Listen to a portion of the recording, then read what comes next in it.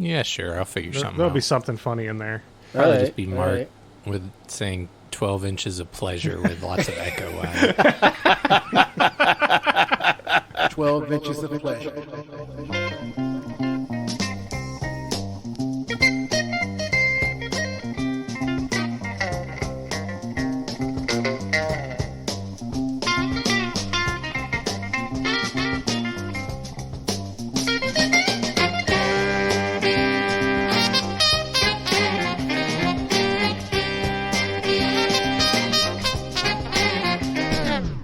Welcome to I'd Buy That for $1, a podcast about inexpensive, common, and underappreciated records that are waiting to be rediscovered.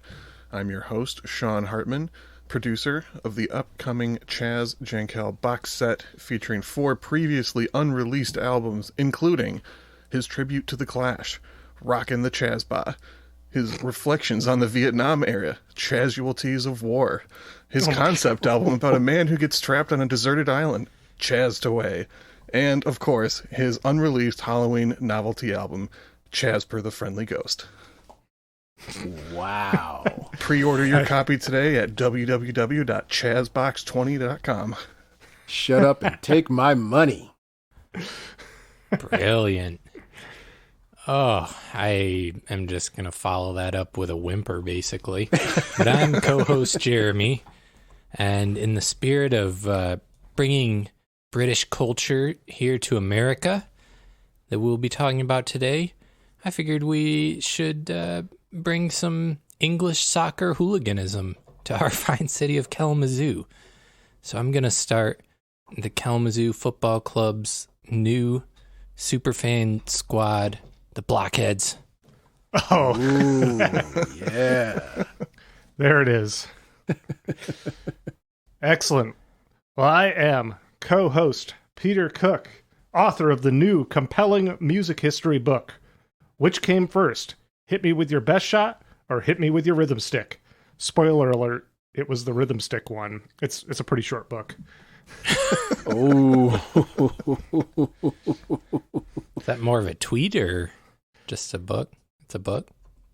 Yeah, somewhere in between. Okay. All right. And we have with us a very special guest, back for the second time, Mark Weathersby, a.k.a. DJ Mahogany. Welcome, Mark. Well, thank you guys for having me. Once again, my name is Mark Weathersby, owner of Chasanova Juice Bar, where everything costs $1.09. Boy, do I have a sweet array of flavors for our listening audience. Come on down to Chasanova Juice Bar. Love it. Wow, that was one of our better guest ones we've ever had. Well done, Mark. Well, thank you, gentlemen, and thank you for having me back. It's really good to interact with all 3 of you. Thank you so much. Yeah. Yeah, well, my thirst feels the need to be quenched. What did you bring us to do that, Mark? Well, to quench your thirst today, I brought you guys a great, fun album from an artist by the name of Chaz Jankel.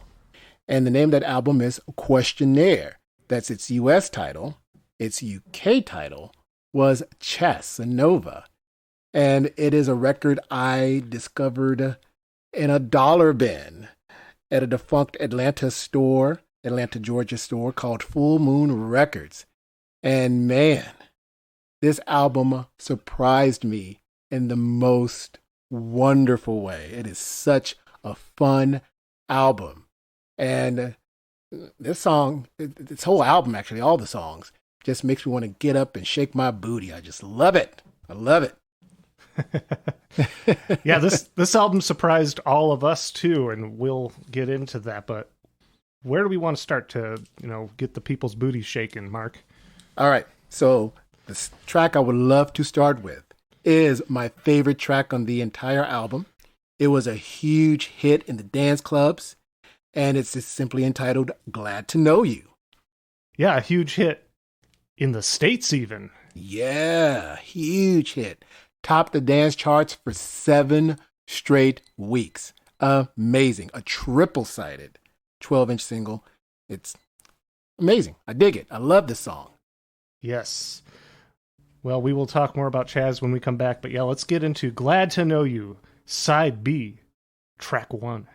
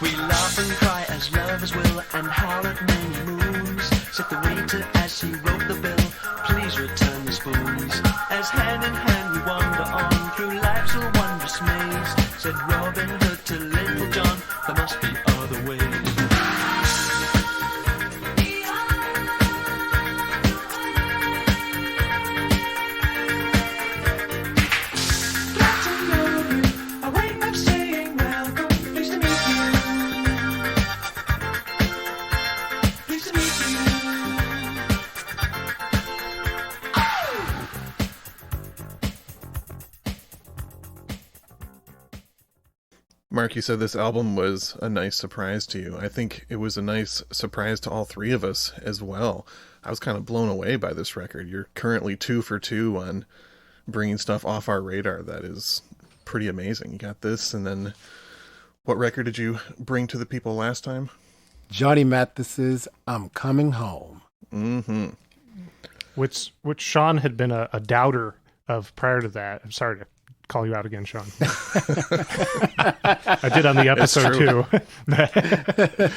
I'm not afraid to admit when I was wrong. I'm not afraid to admit when I haven't heard about amazing albums like this one before. But man, especially as a DJ, I gotta say, I gotta find this record because I know I'm gonna just play it a ton once it's in my collection. This album is just so much fun to dance to. That track specifically is such a fun track to dance to. I couldn't even sit still while we were just listening to it. I was dancing in my seat, so it's great. Yeah, and for me, dance music very easily triggers my cheesy feelings that I tend to dislike, but this, at no point during any of these songs was I like, this is cheesy. It's like really clever lyricism going on at times. And like very laid back vocals. It didn't feel over the top vocally at any point. So yeah, plus I don't know if we mentioned this yet. This is 1981. For dance music, electro funk like this to sound not very dated, coming out that early is pretty incredible. Yeah. And in a lot of ways it seems to be looking forward to a lot of the like later 80s dance music trends. You know, a lot of stuff in 80 and 81 was still very disco influenced, and you could kind of hear the growing pains of switching into something new, but this is like fully formed and ahead of its time. So right on point about that. And like I said, the way this record kind of initially came into my life was a friend of mine at the time bought his debut album, and I would DJ a lot around town and play a lot of dance music. And he said, "Hey man, I bought this album by this gentleman named Chaz Jankel." And he asked if I'd heard of him. I said, "No, I haven't." And he said, "It's a great album. It really surprised me." And when he showed me the record, I said, hey, there's a track on here I'm familiar with. I Know Corrida. And I said, that's a Quincy Jones track. And that's when I saw that it was Chaz who originally created that song. That really blew my mind. And you guys featured the dude on one of your previous episodes as well. Yeah. We talked a little bit about Chaz on that episode because we featured that song. Yeah. And so that name stuck in my head. And when I was digging, I came across this record. It's like, hey, it's $1. Let me check it out. And I am so glad I did, because that record stayed on my turntable for weeks after I bought it. And it's still a mainstay on my turntables. Even when I go out and DJ, I can play Glad to Know You, and people still wander up to the DJ booth and like, what was that? Who was that? Because the track is just so wonderfully infectious and full of just fun joy. And just like Jeremy mentioned, the lyrics are just so sardonic and cleverly written. It's just such a great track. Such a fun song. And I just have the biggest smile on my face while we're talking about it. It just makes me so happy. Yeah, it's definitely one that'll stick with you. I can see why it was a big hit. It's so cool because it topped the Billboard dance charts for 7 weeks. And it was the biggest selling 12-inch single of 1982. Wild. Yeah. Super, super wild. I've got to get my hands on a copy of that 12-inch single. So it was a triple A-sided single. So all 3 singles on that A side topped the Billboard dance charts. And the B side was I Know Corrida. So that was pretty cool. Yeah, I couldn't believe it when I was like a triple A side when I saw that. We recently on our John Fogerty series talked about, how bold it was for him to be putting out those double A sides. And I was unfamiliar with the concept of a triple A side. I was as well until I saw that, and I was like, whoa, that really blew my mind. I was like, that's pretty amazing. I looked into that a little bit, trying to figure out which editions of that existed on Discogs, and from what I can tell, that was like a triple A side that was released like a year after this record kind of thing. So they were taking songs that were already hits and just trying to like repackage them to make more money. It's not like it was intended as like these 3 songs are all going on the same album and no one's heard them before. But it still sold well. Yeah. Those 3 songs, everyone was like, oh wow, this is everything I need right here on 112-inch. Cool. Yeah, well, thank you for clarifying that detail. You saved me a for the record, Sean. Yeah. That is so awesome. Yes. But old Chaz, man, I'm glad he came into my life, and I'll come back to this later. But he actually came into my life unknowingly in a very unique, wonderful, and different way. So keep that in your back pocket. I'll come back around to that later. Fantastic. Well, do we want to maybe get into another track and then talk about his background, Mark? That sounds fantastic. Let's do it. Moving right along. What are we going to listen to next? Next up, we've got one of the tracks on that best-selling 12-inch single, and the name of the track is simply entitled 3 Million Cents. Yeah, 3 million cents. No more, no less. Yes, just, 3 million. Excellent. Well, we will listen to this and come back, this very curiously titled piece, and we'll say more when we come back. Right on. We're talking a little Side B, track 4, the final track on the album.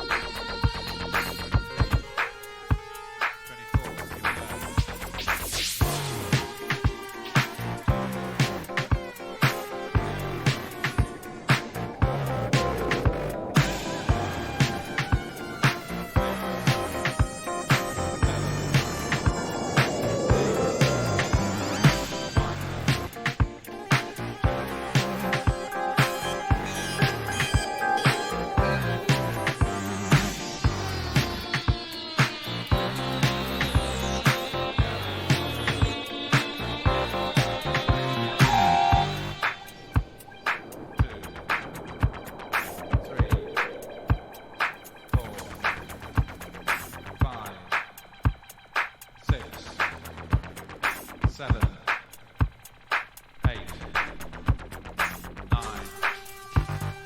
10, 11, 12, 13, 14, 15, 16, 2, 1, 3, 4.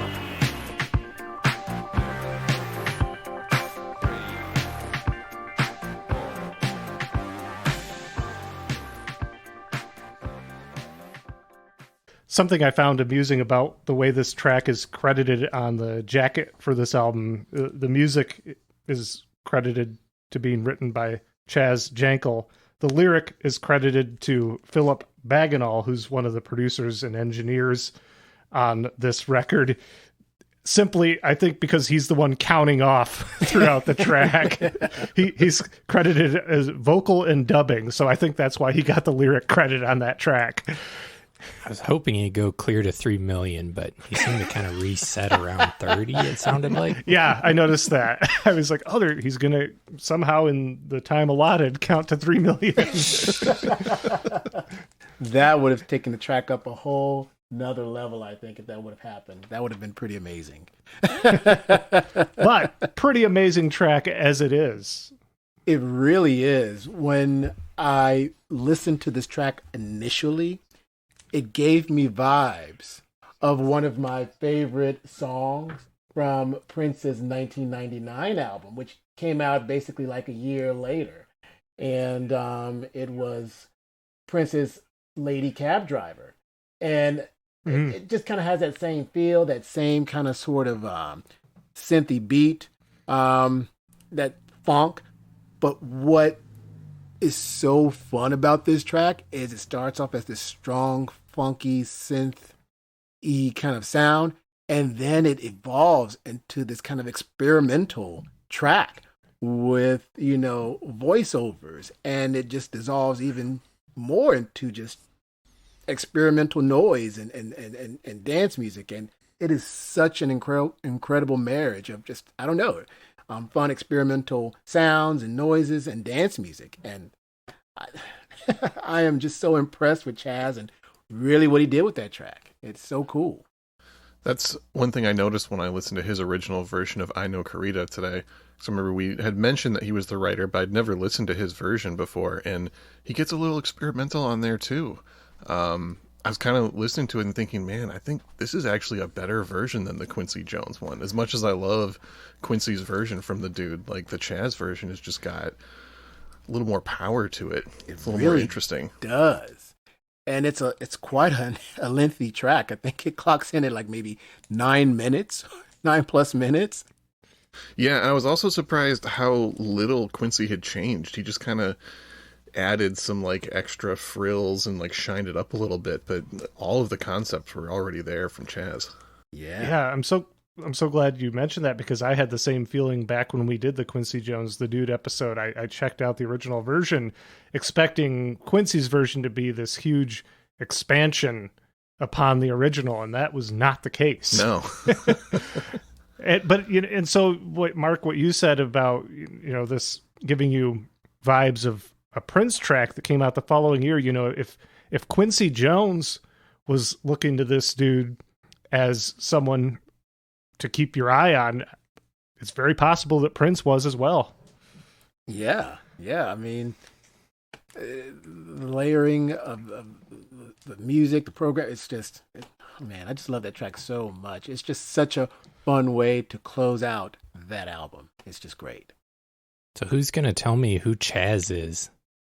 Mark, I think that is your undertaking. Well, let me tell you and the lovely listening audience out there a little bit about Chaz Jankel.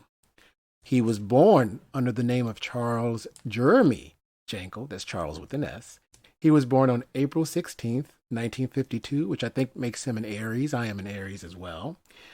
He was raised in Stanmore, Middlesex, England. And he learned to play music at a very young age. At the age of 7, he learned how to play guitar and piano. So he was pretty much a child prodigy when it came to music. And he was encouraged by family members to work on that gift. And at the age of 14, his mind was blown by listening to Lee Dorsey's Get Out of My Life Woman.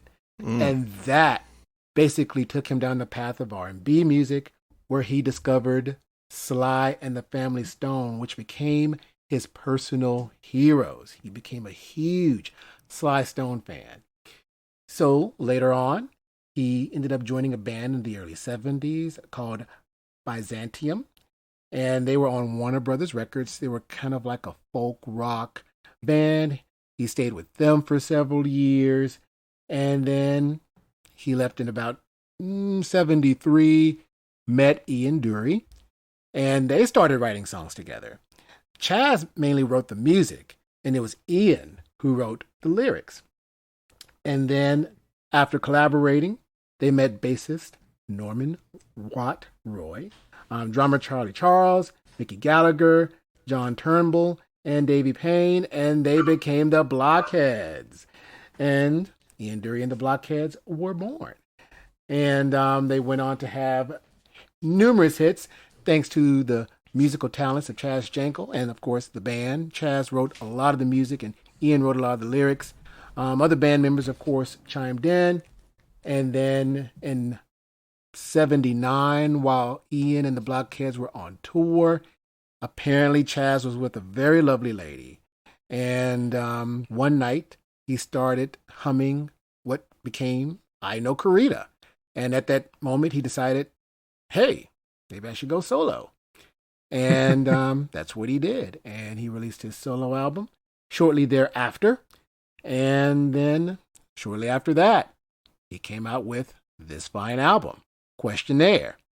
Now, in the UK, it was entitled Chassanova, which was kind of an inside joke because his debut album was self-titled, Chaz Jankel.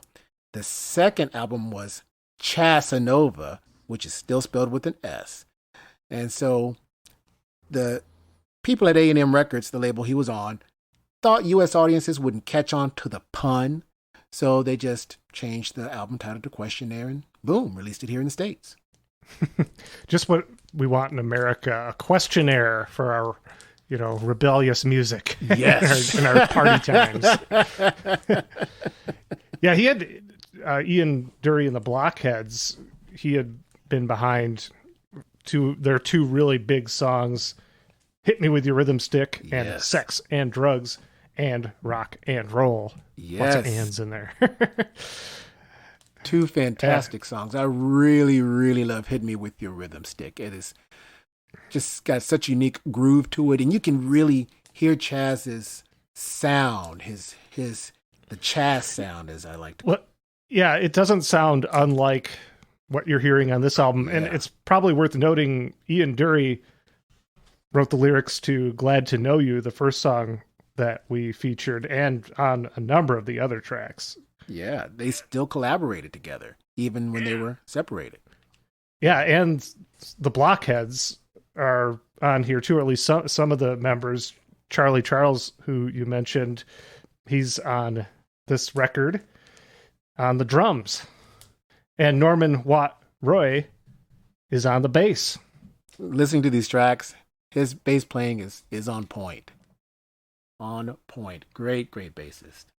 Yeah, I guess I saw that he also worked with The Clash. He's all over Sandinista and Wow. Cut the Crap. Yeah. And he worked with Nick Lowe and Roger Daltrey from The Who as well. Oh, geez, I didn't even know that. Yep. Norman Watt Roy, a bassist to be reckoned with. Wow, that's pretty awesome. That's really, really cool. I dig that. I had no clue. That's why I love being on this show, and that's why I love listening to this show. I always learn something new. So that's pretty awesome. When I was reading up on Chaz, I was pretty surprised to see that he was in Ian Dury and the Blockheads. It's a band I haven't really listened to that much. I mean, I know they're associated with like the stiff records and pub rock scene, which is not something I've ever been huge into, so I haven't like listened to a bunch of those bands, but I was also pleasantly surprised in listening to them. And like you said, like they're rock songs, but you can still hear that really funky guitar style that he's got going on. I thought it was really cool to listen to them in the context of hearing his solo work first. It's quite amazing, and if I'm not mistaken, I think Chaz helped Ian with one of his solo records around the same time he was working on Questionnaire, between the debut album and Questionnaire. And I think they worked at Compass Studios with Sly and Robbie, which you guys have mentioned on several previous episodes as well. Oh, yeah. Yeah, that's becoming a regular mention here on I'd Buy That for $1. Yeah. Compass Point. I was very, very surprised to hear about that. So I've got to check that record out as well. Well, Mark, where do you want to take us next on this sonic adventure through Questionnaire? I would love to take you to 109. It's the first track on side 1, and it was the first track that poured out of my speakers, grabbed me, and I was like, this album has got something special behind it. I just knew it based on this opening track. It just filled with so much joy and it's just so much fun, man. I just really dig this track a lot. And I don't know if one of you guys are going to talk about this, but we can talk about this when we come back. But it has a unique special guest on this track in terms of backing vocals. I was going to mention that, but yeah, let's should we say that after we come back? Let's say do who it. it is on backing. Yes. Okay, let's do a little bit of that 109, side A, track 1.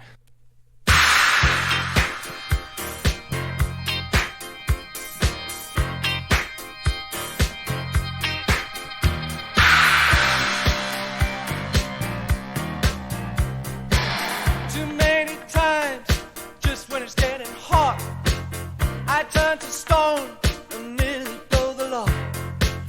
Don't ask me why, I'll tell you the reason. Who is the one who gives me such confusion? The music cries inside my brain. Too many times, it feels like pain. Sometimes I wonder if this guiding passion will be the death of a single-minded person. Oh, give me something I can't remember. Oh, give me something I won't dismember.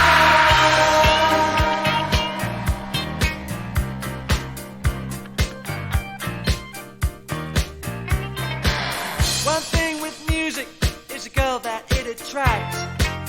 She calls me up, gives me the raps.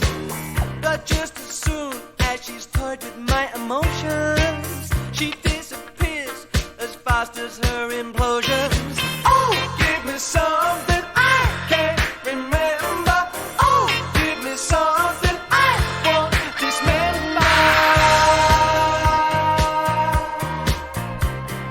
Beautiful, delicate face you got. What a beautiful, innocent face. What a beautiful, delicate face you got. What a beautiful, innocent face. What a beautiful, delicate face you got. What a beautiful, innocent face. What a beautiful face you got. What a beautiful, innocent face. Oh, give me something I can't remember. Oh, give me something I won't dismember.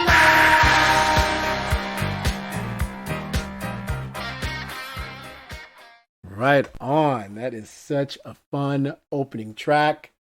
109, Chaz Jankel with backing vocals by a lovely young lady named Laura. I never know if I'm pronouncing the last name correctly or not. Weymouth, whose sister is Tina Weymouth from the Talking Heads. Exactly, and both of them were in. The Tom Tom Club. You got it. Yes! What do I win? I thought that was so fitting and so cool when I saw that. I was like, whoa. I was like, that is so, so cool. And she's kind of sprinkled on this album a little bit. And the reason that she sprinkled throughout this album is because they were dating at the time. They were kind of a bit of an item, Yeah, you know? So that's pretty cool. Chaz was the man in the club scene. He was. He was an attractive dude, man. He was a pretty handsome gentleman. So I can see why Laura was like, Chaz, what's up? You know, I would have been like, Chaz, what's up? He's a Chasanova, man. He's a Chasanova. Go on. When I was putting together my list of recommended albums that we'll get to later, I thought about that self-titled Tom Tom Club record, because that's also 1981, and that has the, their big hits, Genius of Love, Wordy Rapping Hood. It's got a lot of similarities to it. It's not a dollar record anymore, so I didn't put it on the list, but definite similarities. God, that's such a great album. Such a great album. What did you guys think about this track? I listened to it for the first time earlier today, and I had, I guess, a pretty similar reaction to you, except it was just like, man, Mark's done it again. Thank you, Sean. I really liked the guitar that was like ripping sounding, but was really reserved and wasn't too flashy, I thought. I thought it was a tasteful touch on the guitar. Yep, and that's Chaz. I wanted to point out all that he's playing just on that track alone to give you an idea of just how much he's doing on this record. Of course, he's the lead vocal. Piano, Wurlitzer, claptrap, Hammond, guitar, OBX, I believe that's the Oberheim synthesizer, and clavinet. That's what he's just on that track. Other than that, we had the aforementioned Norman Watt Roy on bass, Laura Weymouth on backup vocal, and one of the producers, Pete Van Hook, on the Lynn drums. So Chaz is taking on a lot of the duties on this album. Peter Van Hook, who I just mentioned, he was a rock drummer who played with Van Morrison in the late 70s and early 80s. And as a producer, he worked alongside former Zombie Rod Argent in producing many hits for British pop folk singer Tanita Tikaram. I don't know if I'm saying that right. Apparently, she was a big deal. That's really, really cool. Yeah, taking us down a wormhole, Peter. Chaz and Peter Van Hook and Philip Bagenal, who I also mentioned earlier, who was doing the counting on 3 million synths, they're all credited with production on this. But Chaz is doing so much of this. That's just incredible. I love an artist who just displays his skills on an album, not just by singing and writing, but I love the skills of an artist as an instrumentalist. And he really displays some great skills on all these tracks. I wish I could have featured all these tracks, but I can only feature a few, and I'm very honored to be featuring the ones we've just featured. So, but yeah, great instrumentalist, strong instrumentalist, great dude. So what happened to Chaz after this record? So he and Laura teamed up basically for his third album called Chazablanca. Chaz was initially spelled with an S on his debut album and his second album, but for the third album, for some unknown reason, it went from an S to a Z. I was wondering if you had uncovered the reason for that. There is nothing that indicates why the S was changed to a Z, but it is in the album title of the third album, Chazablanca, and that one didn't really yield any hits. It wasn't until his fourth album, Looking at You, that yielded a big hit.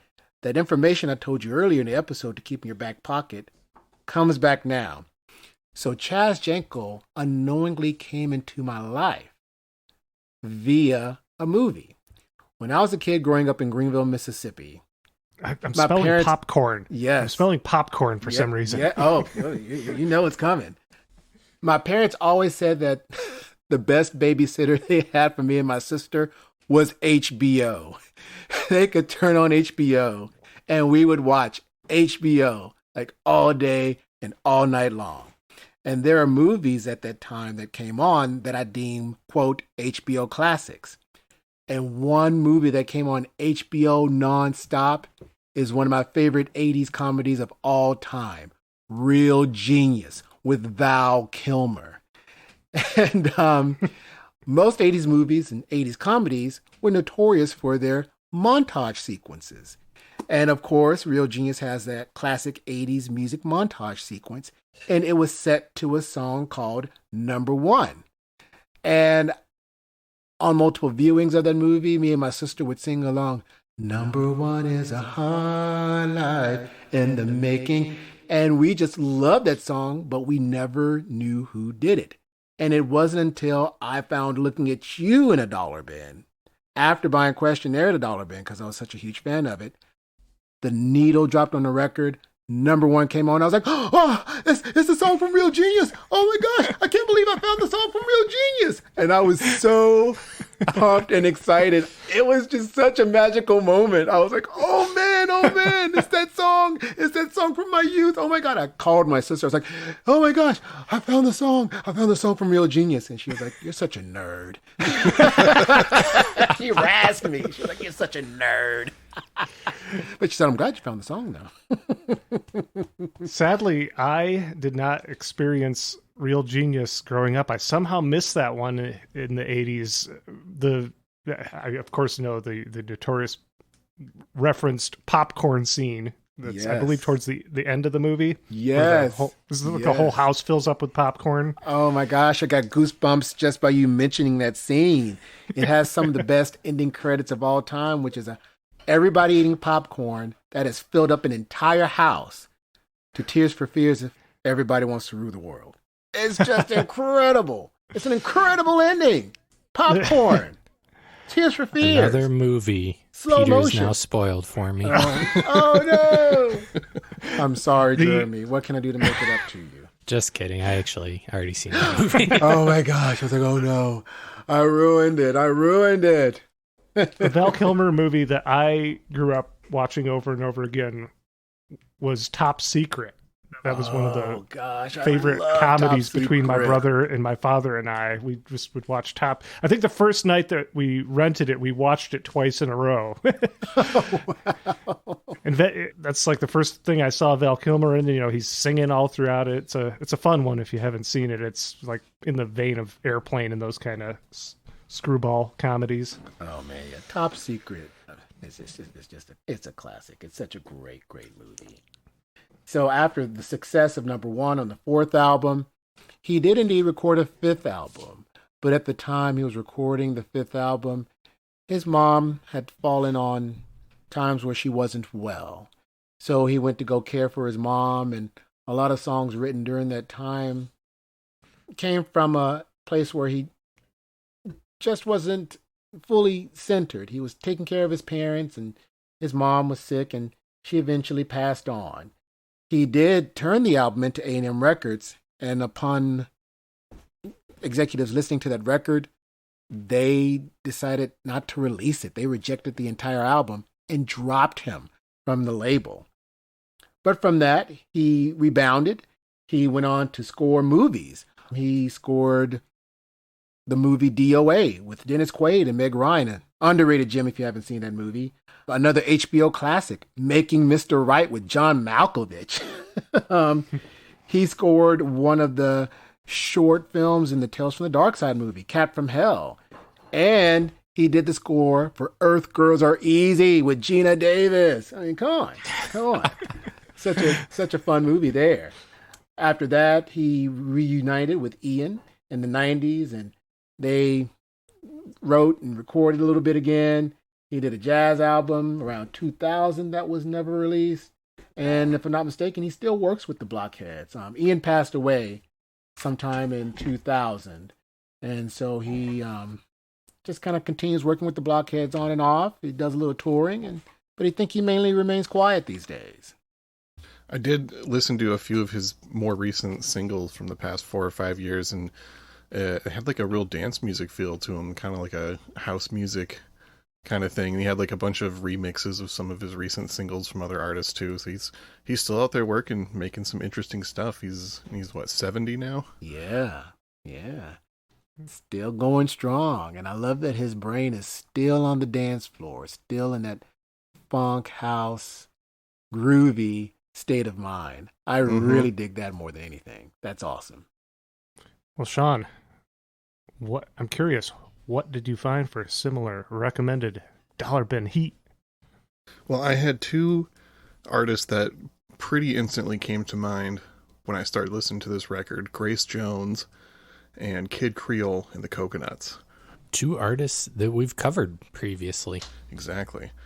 There's a few songs throughout here, and some of the ways they're written, and just the guitar and the mix of dance music and a little bit of rock and pop.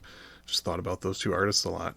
Grace Jones's nightclubbing album from 1981 has the song "Pull Up to the Bumper" that I think has a lot of similarities to this one. And then specifically the Kid Creole and the Coconuts, Tropical Gangsters, aka Wise Guy from '82 that we featured. And then third one, another artist that we featured from earlier in the podcast, the Human League's Dare, also from 1981. Yeah. Such a great album. That's a good one. It really is. Yeah. One of our very first episodes. Yeah, I think it was the third episode we ever did. The radiation, I work as an x-ray tech out there, by the way, everybody. The radiation keeps me looking young and good, but it's messing up my brain. Isn't Keep Feeling Fascination on that album? On Dare? Yes. I don't believe so. Oh, gosh. But I could be wrong. It's been 2 years since we did that album. Reason being, that is my favorite Human League song, and the video for Keep Feeling Fascination is one of my favorite music videos of all time, if not one of my favorite 80s music videos of all time. I love the simplicity of that video. I love how fun it is. I love seeing them all dance in that small room and each of them taking a lead on the vocal. Oh, that video it's the best. Mark, I think you might be thinking of Human League's 1983 album, Fascination, featuring the tracks Fascination and Keep Feeling Fascination. Oh, yeah. that would be the one. That would be the one. I'm telling you, this radiation, man, keeps me looking good, but brain, it's suffering. You pay a price. Well, Mark, when you are not suffering from radiation exposure, what are you up to? What do you have coming up? What are you up to these days? Well, I have been working, inspired by you lovely gentlemen. I have been working on my own podcast, which is going to finally drop in September. I'm very excited. It's going to be entitled 12 Inches of Pleasure, and it's going to be a celebration of the 12-inch single. And it's going to revolve around things released in a 12-inch format, whether it's a promo, whether it's commercially released, and it's going to span across all genres of music. It's going to be a representation of what I am musically. When people ask me, like, what type of music do you like, Mark? And I tell people, I love everything. My collection ranges from ABC to Weird Al Yankovic. And, you'll find some weird things in my collection, like McDonald and Giles. You'll find, King Crimson. You'll find Linda Ronstadt. You'll find Joni Mitchell. You'll find Kraftwerk. You'll find, Donna Summer, Giorgio Moroder, The 3 Degrees. Mark, do you have any Megadeth? Do you have Megadeth in your collection? I think I actually might have one Megadeth album in my collection. I actually have a Pantera record in my collection. Yeah, I have it. I have it all. I love it all. And I got to give thanks to my family for that. My dad is who I still dig with him for records, by the way. Whenever I go to visit my dad in Mississippi, we still go digging in the bins together. I got to keep an eye on my stack because he'll be looking at my stack and he's like, "Are you going to get that?" And I was like, "Well, I planned on getting it, Dad." And he was like, "Oh, okay. Well, if you want it, you can have it." I said, "Well, do you want it, Dad?" "Oh, no. It's in your stack and you can get it." I was like, "Well, Dad, if you really want it, you can get it." "Well, if you insist, I'll just go ahead and take that off of your hands and add it to my collection." But he was the one who said, "Listen to whatever you like." He never put restrictions on what I listened to or who I listened to, whether it was punk or heavy metal or rock or country or jazz. He really pushed me to embrace everything. And I'm so thankful to him and my mom for that. My mom bought me my first Carpenters record. So got to give it up for my mom for buying me my first Carpenters record. So got some pretty awesome parents. Wow. Yeah. I'm seeing how you became who you are. Yes. Well, where can people find 12 Inches of Pleasure and when will it be available? 12 Inches of Pleasure will drop in September. Please follow me on Instagram. I'm under the name DJ Mahogany, all one word, which is DJ MAHOGANY. Please give me a follow and look out for details. It's going to be coming your way very, very soon. Well, we're very much looking forward to it, and we'll be sure to hype it on all the I'd Buy That for $1 social media as well. Oh, well, thank you guys so much. And once again, thank you so much for having me on the show. This is one of my favorite podcasts to be on. I'm such a huge fan. I'm thankful to all of you guys for everything you do. Your Patreon is amazing. I'm a top tier subscriber. I get records from the crew every month. It's pretty awesome. The dogs here are excited too, as you can hear. They're excited about the Patreon subscription. Patreon.com/I'd Buy That podcast. There are different tiers of your Patreon that you guys can, subscribe to. So please check out these guys on Patreon. Lots of special content on their Patreon, lots of awesome special bonus episodes. And listen to some of these great previous episodes, man. Some great guests on this show. My friend Leora, who's been on a couple of times. Taylor is such a great guest as well. And you guys bring the most awesome records to the table. I really learn from you guys every episode, and I'm so thankful for that. So thank you.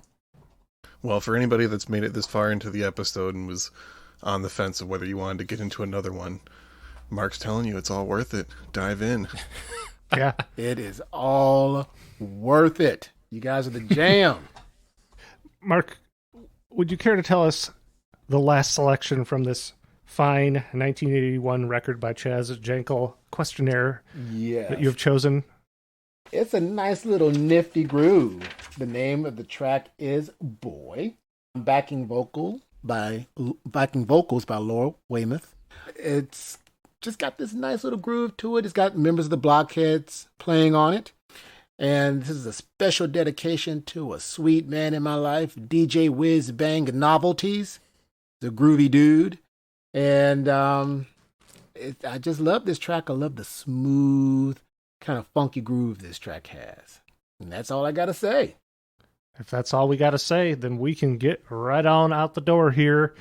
So thank you, Mark. Thank you, listeners. This has been another episode of I'd Buy That for $1. We're winding down season 3, just a couple more left for you. But in the meantime, check out our Patreon, patreon.com/I'd Buy That podcast. My name is Peter Cook. I'm Jeremy Ruggles. I'm Sean Hartman. And I'm Mark Weathersby. Everyone, take it easy. Don't be too sleazy.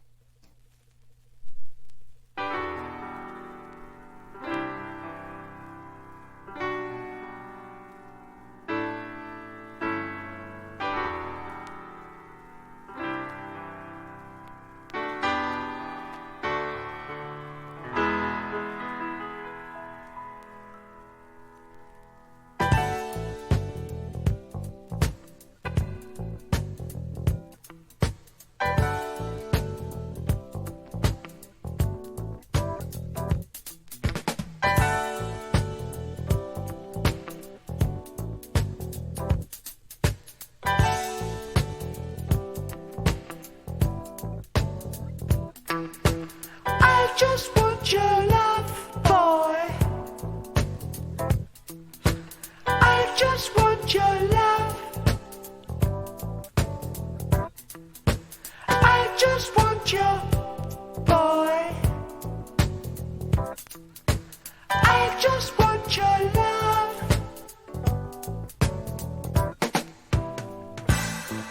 Don't ever feel I'm trying to move in. I just had to see the world that you lived in. I would never dream of ever trying to own you. I just wanted a quick peep inside. I just want your love, boy. I just want your love. I just want to